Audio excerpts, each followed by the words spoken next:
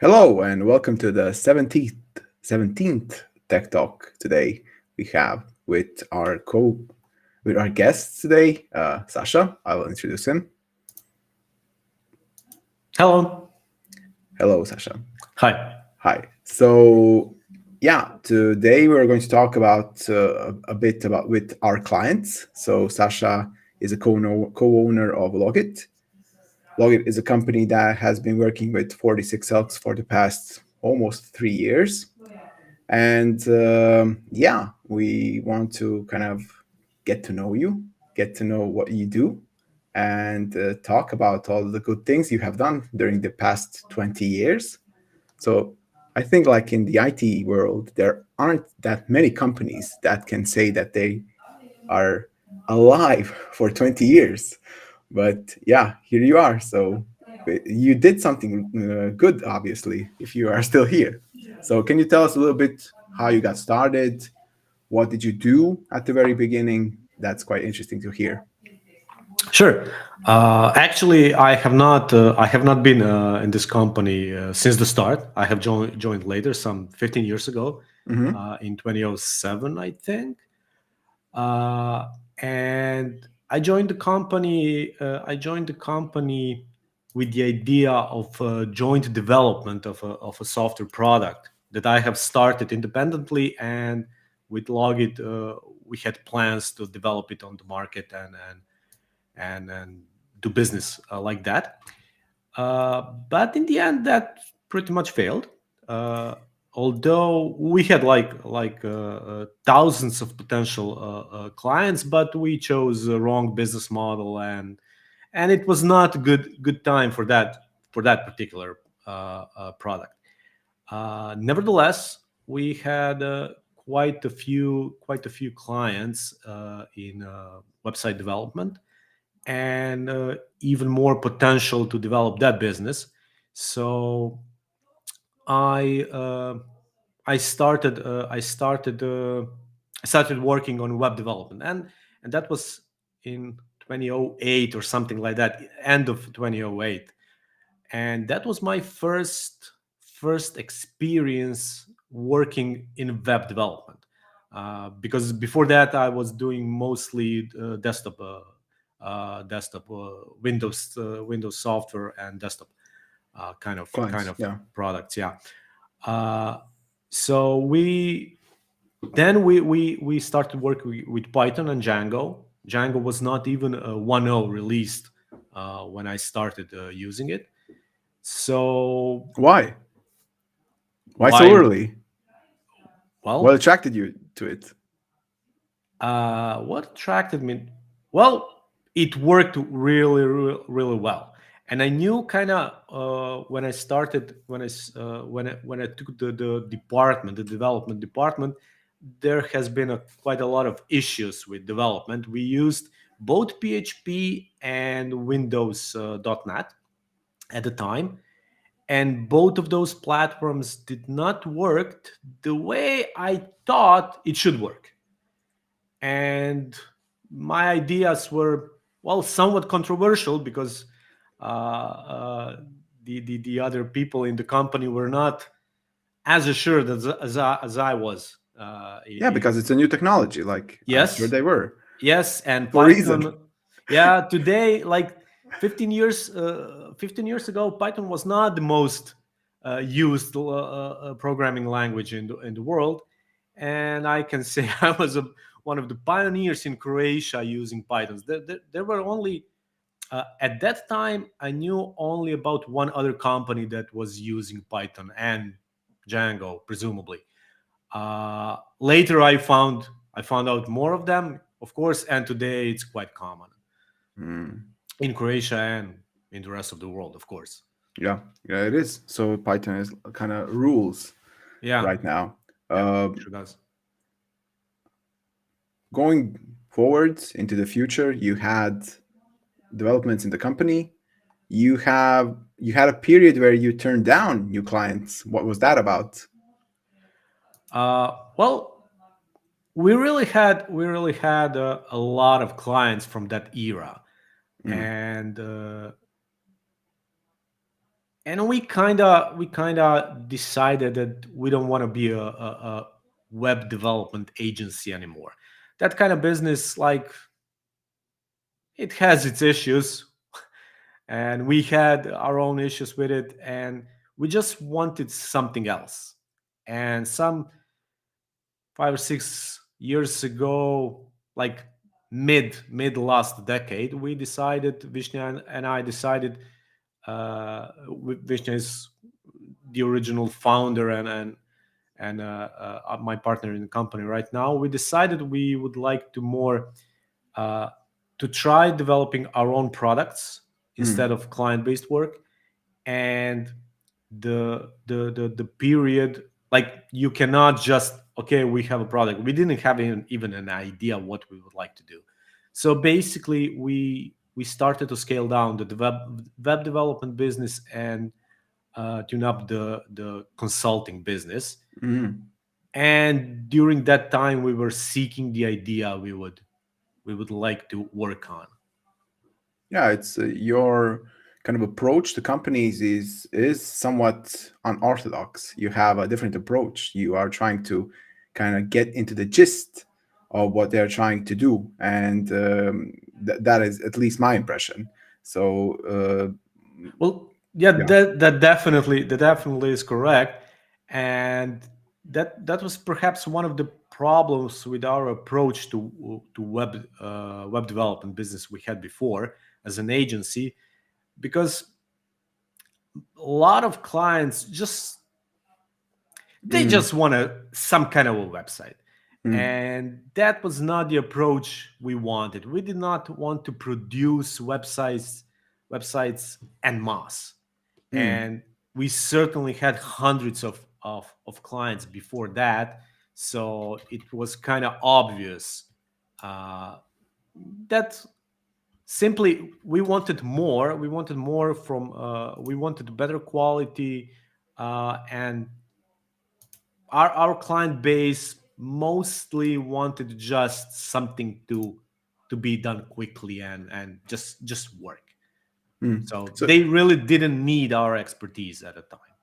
so you kind of felt, I presume, what we all kind of felt in that period. I don't want to say the web becoming cheap, but it more and it more certainly company became commodity. Yeah. commodity. Yes, Yes. yeah. So it definitely felt in a way that now a lot of websites are actually templates, and a lot of websites Yes. are very generic. Yes. Yes. What do you Yes. think about that Exactly. trend? What do you think about that? Because it is a way of communicating with your end client. So, what do you think about that? What are your thoughts? Uh, if you have asked me that question like 7, 8, or 9 years ago, I would be strongly opposed to that. But today, like, everybody needs a website. Every business really needs a website, and most of them do not have the resources, nor the time, nor the skill to actually develop something that is really high quality. And for those kind of clients, it's certainly good to have some kind of a web presence. And Hmm. any all those CMSs like Wix and Squarespace. I think they're awesome today. Hmm. I really do, because you do not you do not need, as a small business, for example, you do not need a custom solution. You do not need a web agency that will develop something for you. Perhaps you do not even need a custom design, and those kind of services are perfect for those kind of clients. If you It, need something more, if you need something custom or special design made just for you with your own visual identity and brand, yeah, sure, hire an agency, hire a designer, and do it like that. But if you can do it alone, yeah, for Like, $20 a month or whatever the price is for those kind of services. I think doesn't matter. Doesn't matter. It is templated. It doesn't matter. It can be like hundreds of other websites in the world, just like that one. The content is king here. mm, yeah, that is exactly what I was trying to like conclude and say. It seems like you're saying that content is the most important part, and like we Definitely. shouldn't focus on the form. Yes. There are some rules that you have to abide to, but the form isn't crucial. Uh, we definitely noticed that for anyone wondering, Logit has started a very big um, research of basically looking up of all of IT related, so IT companies, their websites, and you are doing a huge research where you are trying to basically show that some websites from IT companies don't have that content that they should have, like use cases and stuff like that. So yeah, that is quite interesting to see that IT companies usually have little to none content on their websites. Yeah, that is kind of funny actually. Yeah, Yes, but well, it is also understandable. We're all busy and we all have a lot of things to do. And sometimes our own website is the last thing we focus on. yeah. And we It, have all been guilty of that. it's a lot about having that dedicated person doing it. So basically, you have to have someone that stays on top of it and tries Yes. to do something. What you mentioned, it is someone that does that has their work cut out for them. It is really hard to do all of that. So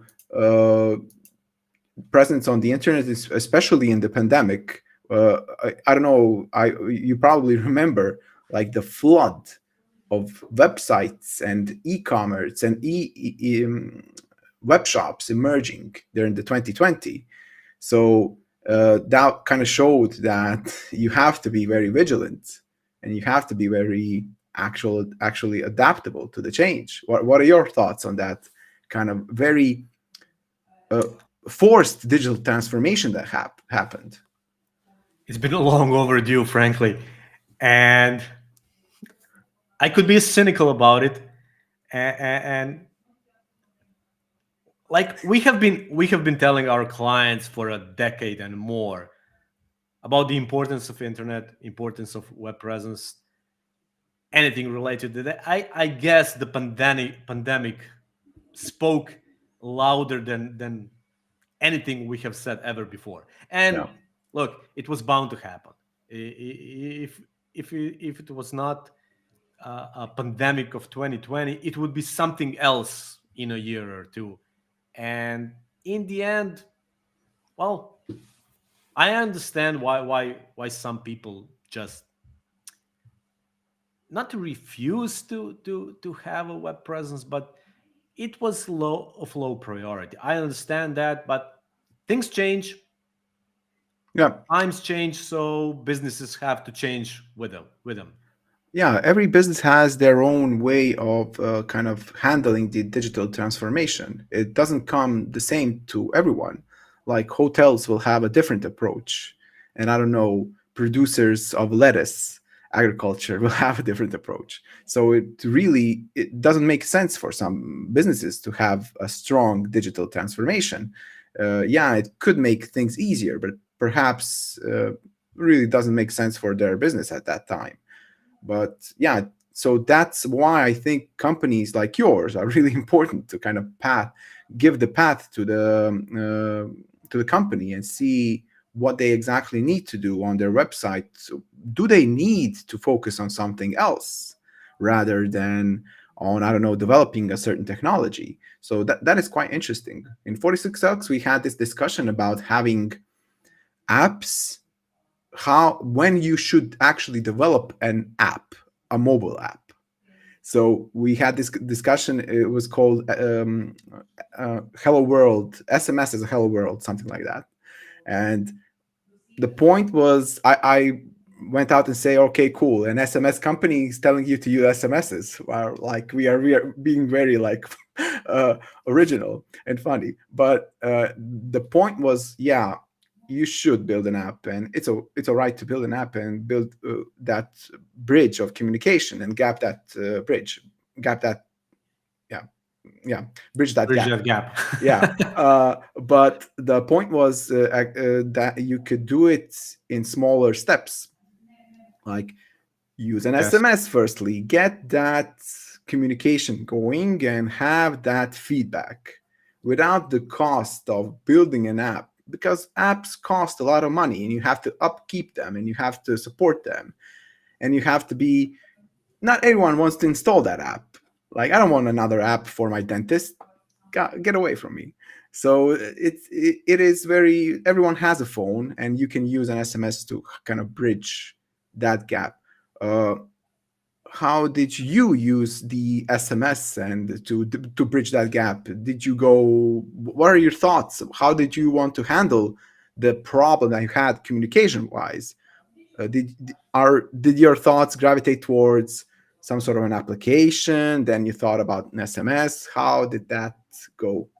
Actually, the first time I was approached by a client to send the NES via an application was for our client Rijeka Sport, and at that time, now before that, I didn't even think about SMS as a way of communication, because it was, in my mind, it was mostly associated with spam, and that's definitely not, like, I really do block numbers when they spam me, uh, We all and I do. don't want, like, SMS is really, in my mind, SMS uh, is for something urgent or important or both, and it's not, of course, unless we're talking about personal messages, but we're not talking about that. We're No. talking about business to business communication and stuff like that. So it has to be either transactional or important uh, or urgent. And I had a perfect example of that for our client, where they sent SMS messages uh, to all those of their employees who do not want to use an app. Those are somewhat either older people who simply do not want to use another app that we have developed for them, and it really worked very well, and everybody is happy. So each morning, 7 a.m., each of the venue managers get their daily calendar uh, for their venue that they handle. So they know all the reservations. They know what parts of the venue they have to prepare Hmm. for the people who have reserved the space for that. So it was very ideal, actually, for SMS. So that's how we use it. It was a simple to implement, very simple idea, but in practice it works perfectly. Yeah. So you just send out an SMS to the employees, which kind Yes. of react on that, the content of the message, and that is quite valuable for them for that. Yes, actually, they get a formatted message. Sometimes it's a longer one, and luckily these are not 1990s where you can only send like 160 characters or so.